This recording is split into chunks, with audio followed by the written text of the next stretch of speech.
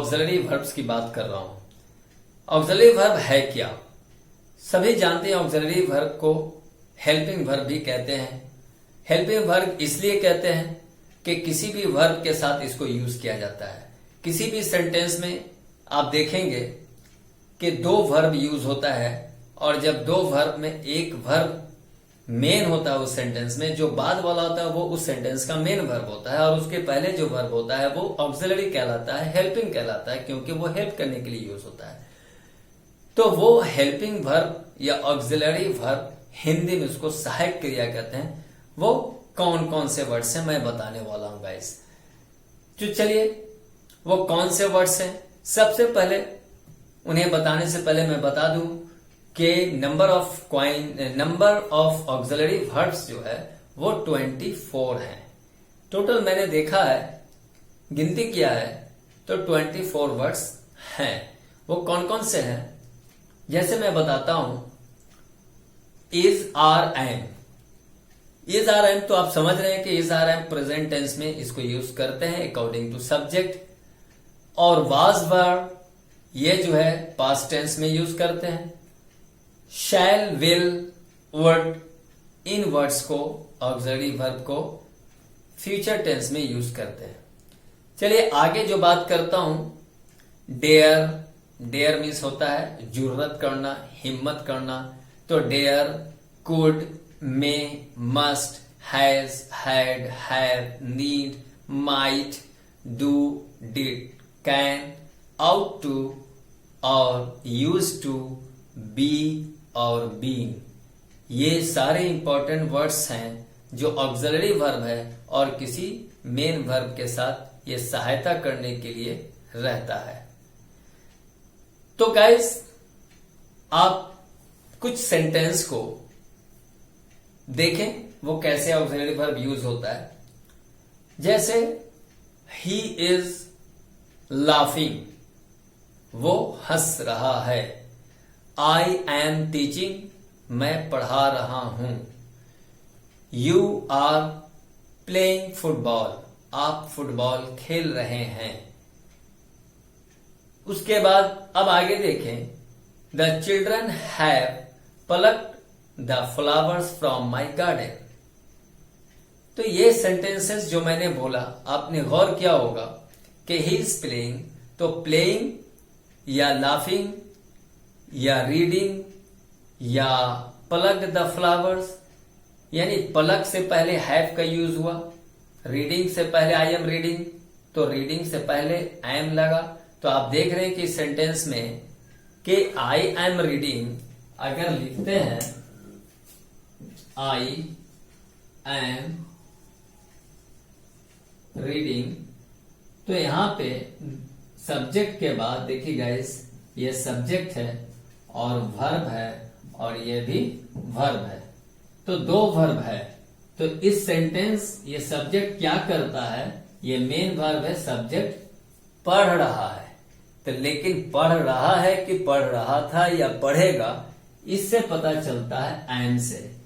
तो पढ़ रहा, सॉरी आई एम रीडिंग, तो मैं पढ़ रहा हूं, तो आई एम रीडिंग, तो ये रीडिंग की सहायता करने के लिए एम लगा है, तो इसलिए इसको कहते हैं सहायक क्रिया हिंदी में, और इंग्लिश में क्या कहेंगे, हेल्पिंग वर्ब या ऑक्सिलरी वर्ब गाइस। तो ये आपने देखा।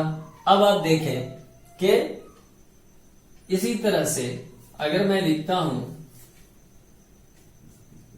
ही plucked the flowers, he plucked the flowers, उसने फूल तोड़ा है।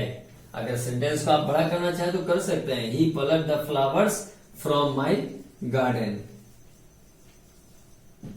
उसने मेरे गार्डन से फूल तोड़ा है। और बड़ा करना चाहे तो और बड़ा कर सकते हैं, he plucked some flowers, some यानी some कर सकते हैं यानी कुछ फ्लावर्स, तो ही plucked the flowers from my garden, उसने मेरे गार्डन से फूल तोड़ा है। अब आप देखें कि सब्जेक्ट ये हुआ plucked, तो सॉरी गाइस मैंने तो पास्ट टेंस में बना दिया है और यहाँ पे हैज का यूज नहीं किया है, इसलिए ये इसमें हेल्पिंग वर्ब नहीं है गाइस।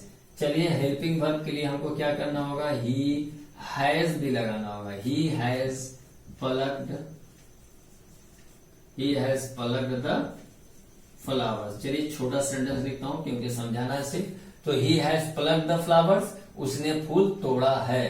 तो ये हैज लगा और प्लग लगा, ये दो वर्ब है गाइस, ये भी वर्ब है और ये भी वर्ब है। लेकिन ऑक्सिलरी वर्ब कौन है, सहायक क्रिया कौन है, हेल्पिंग वर्ब कौन है?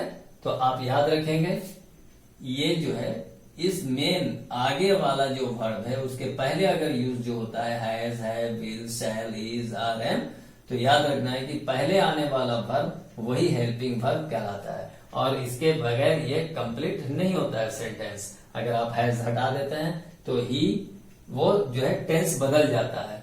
तो ही हैज प्लग, तो ही प्लग्ड हो जाएगा तो वो पास्ट इंडिफिनिट में हो जाएगा। लेकिन ये सेंटेंस जो है ही हैज प्लग्ड, ये प्रेजेंट परफेक्ट में है। तो गैस इसको आपने देखा और समझने की कोशिश किया। एक्चुअली मुझे तो ऑक्सिलरी वर्ब ही सिर्फ बतलाना था कि ऑक्सिलरी वर्ब है क्या, तो मैंने ऑक्सिलरी वर्ब बतलाया, लेकिन साथ में सेंटेंस को भी समझाने की कोशिश की है मैंने। चलिए मैंने अभी इसमें कुछ वर्ड्स और बोला था, नीड्स। तो नीड भी क्या है, ऑक्सिलरी वर्ब है, लेकिन कैसे यूज करेंगे, ऑक्सिलरी वर्ब है। तो ऑक्सिलरी वर्ब में जैसे ही नीड्स योर नेम, या फिर no one need read this. तो अब देखें कि नो वन नीड, तो नीड भी वर्ब है और रीड भी वर्ब है, READ रीड। तो लेकिन रीड से पहले नीड लगा है, इसलिए नीड जो है इस सेंटेंस का ऑक्सिलरी वर्ब है और रीड जो है इस सेंटेंस का मेन वर्ब है। अब आप देखें कि you need not spend a lot of money on presents.